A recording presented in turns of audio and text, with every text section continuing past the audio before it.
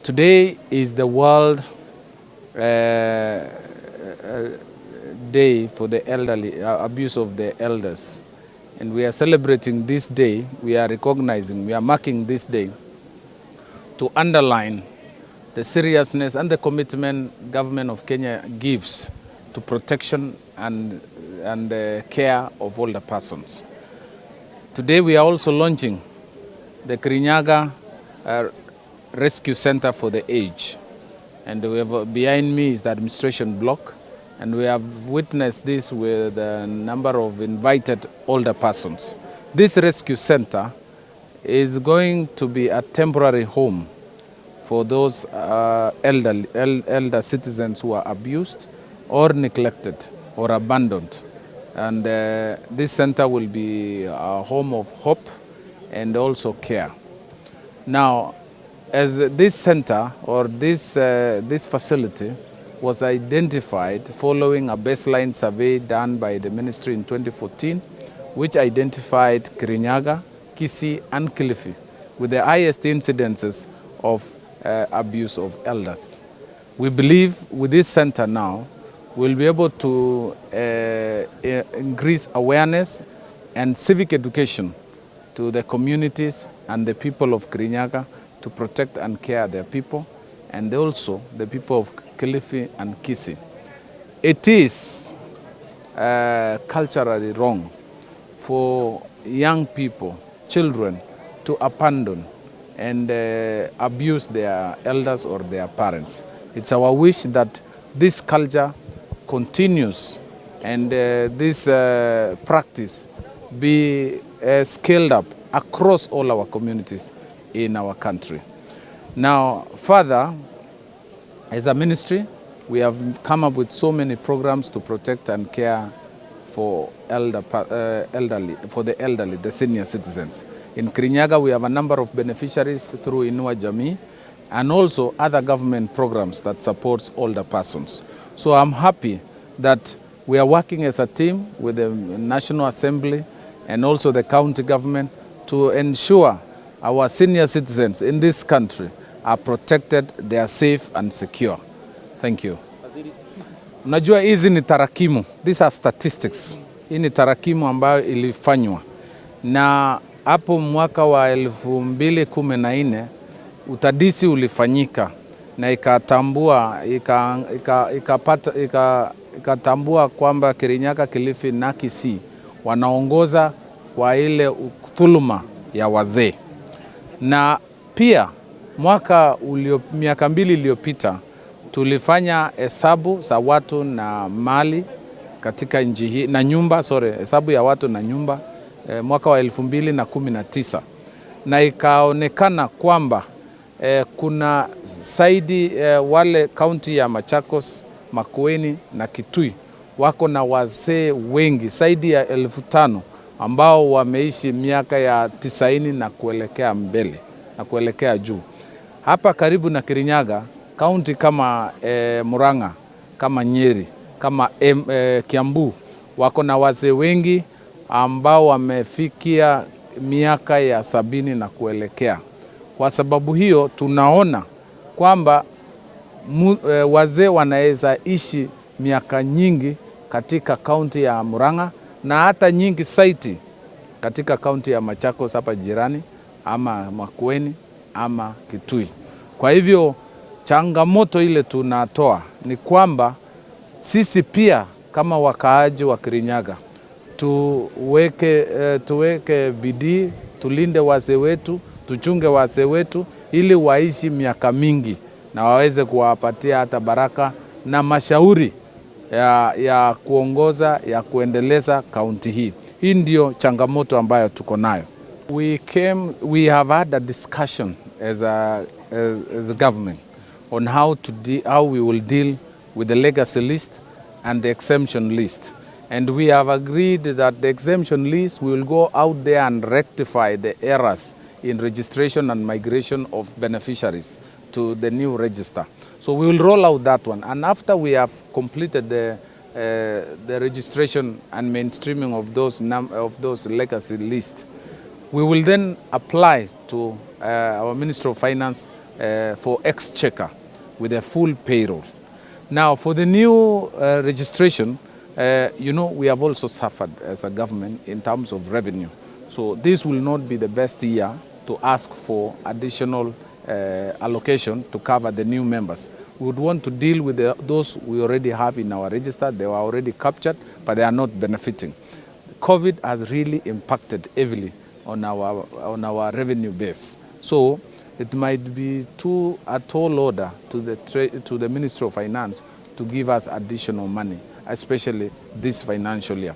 So what we are asking is about 4.7 billion, which Treasury has committed to support us so that we clear all the exemption and legacy members of our society. And this will give us a new beneficiaries of 123,000 across the country. This will have these complaints and questions you get all the time will all be sorted out. As we speak, Cabinet and Parliament have addressed the matter. We as the Ministry have done our bit. The document is now before the Minister for Foreign Affairs to table in Addis Ababa, African Union. So we've done our bit and we have handed over to the relevant ministry to sort out the balance of responsibility. Thank you. Promotion of institutional community care for older persons to protect and mitigate the negative effects of elder abuse, abandonment and neglect should be at the top of the agenda for any progressive government. The ministry's commitment to support vulnerable members of our society, the older people, against abuse and neglect is demonstrated through development of policy and legal framework to safeguard the rights and welfare of older members of our society.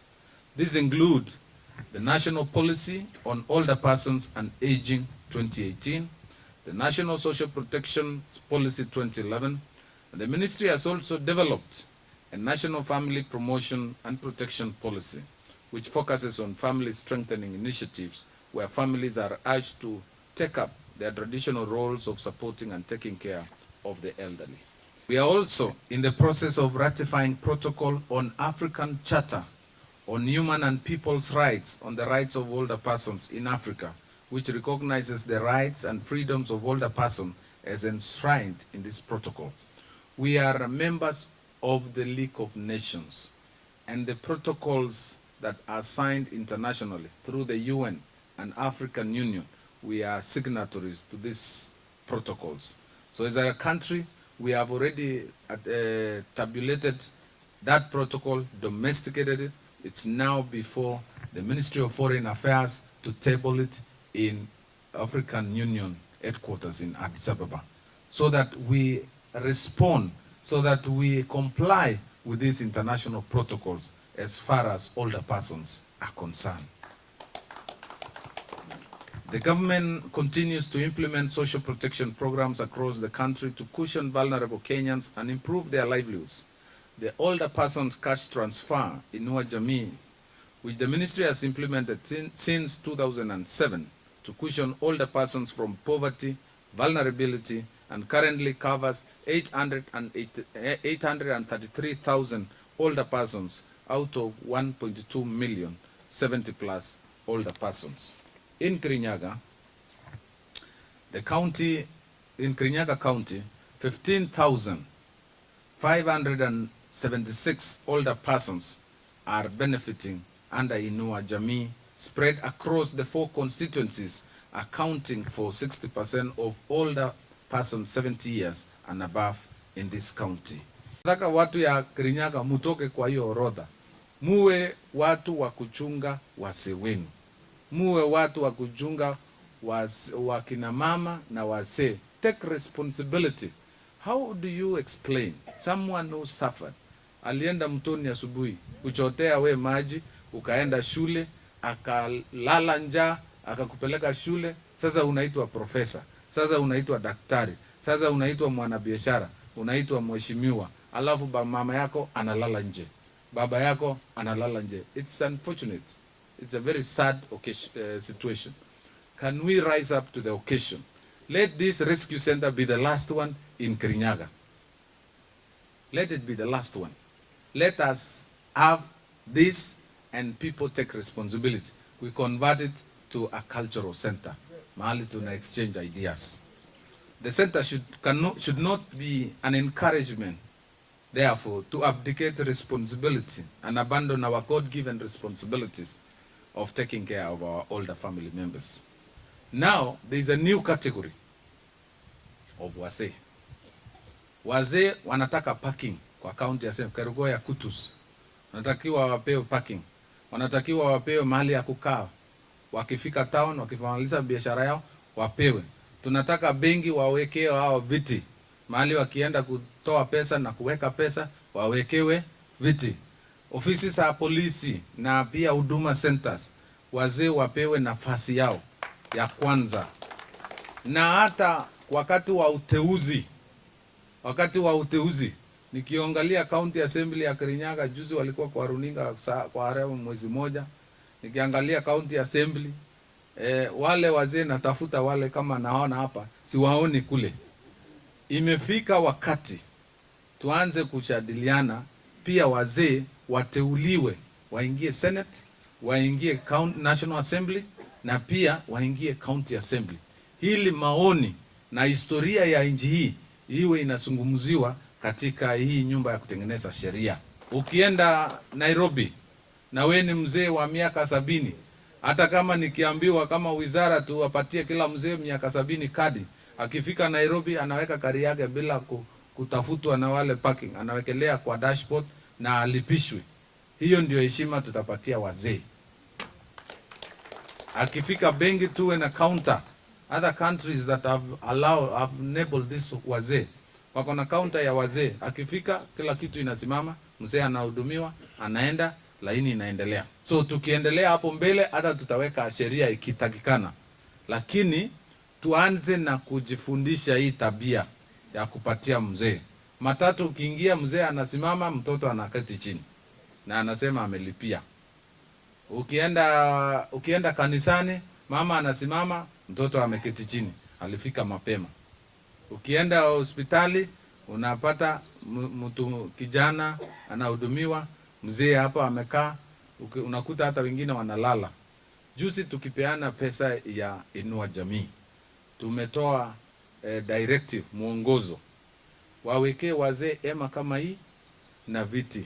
Wakienda kuchukua pesa yao, hawasimami, hawapangi poleni. Wanahudumiwa wakiketi chini na wakidumisha ile maelezo ya Wizara ya Afya, hasa wakati wa COVID. Na hiyo ilidumishwa kwa benki zote. Yule mzee ako Kulan ama hako upande gani, aufikiwe kwa simu yake. Na hakuna kupitia mtu, kupitia administration ama kupitia ofisa. Pesa unapata ujumbe kwa simu yako, inakueleza serikali ya Kenya imekupatia shilingi 2,000 ya mwezi wa 4. Hiyo message unapata. Ukienda benki unatarajia hiyo pesa. Hakuna mwenye atakuambia hii pesa, unajua nilipigia simu waziri Nairobi nikatumia 20 shillings. Nilipigia secretary administration niulize pesa imefika, nikatumia simu. Hiyo story tumemaliza. Na wale caregivers, I want to give you a warning. We now have regulation on caregivers. Wale wanasaidia wazee. Kuna wazee with severe disabilities. We are now giving a serious warning. If anyone is found cheating, kudanganya hao wazee ambao wamekupatia heshima, wengine ni wachukuu, wengine ni watukuu, wanasaidia wazazi ama kogo, sosho na kugaa. Ukipewa hiyo kazi ya kusaidia kogo na kugaa, hiyo ni heshima kubwa sana. Na hiyo baraka utapata, utaishi milele. Kwa hivyo, as a caregiver, you have been honored. Tusiwahi kusikia kama wizara ama iripotiwe kwamba wewe umenyang'anya mtu mzee pesa yake. Hiyo hatua na sheria tumeweka. Sasa hivi tunaelekeza kwa kamati ya Kabinga. Ile regulations on caregiving is entrenched in our constitution. so that if action needs to be done, we can do it within the law. The government of Kenya, in collaboration with development partners, commits to actively continue to implement programs to promote the rights and socio-economic welfare of older persons. The ministry has developed and equipped this facility, and we therefore appeal to the county government of Kirinyaga, the business community, the development partners, and any other philanthropist who supports the running of this center. Sustainability of this center is very important. And this will be a rescue center, not just for Nyamoya, but also not only Kirinyaga and Central, the whole republic. This is the only facility we have now established today and launched. It's our wish that we will roll out the similar rescue centers across, because elsewhere it is a crisis. This challenge is a crisis. So, as I continue, the most unfortunate thing is that majority of this abuse is perpetuated by family members and often happen within our communities. Na vile Mheshimiwa Sangok, hauwezi ridhi mtu akiwa hai. You can't. It's culturally not allowed. So the impact of COVID-19 pandemic on the older persons cannot be underestimated. Self-isolation and social distancing has increased the likelihood of neglect and abuse against the elderly during this pandemic.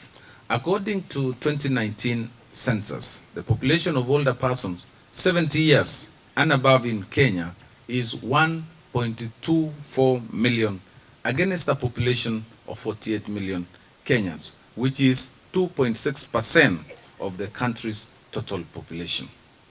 The statistics indicate that the counties with the highest number of older persons aged above 70 years are Murang'a, 61,392.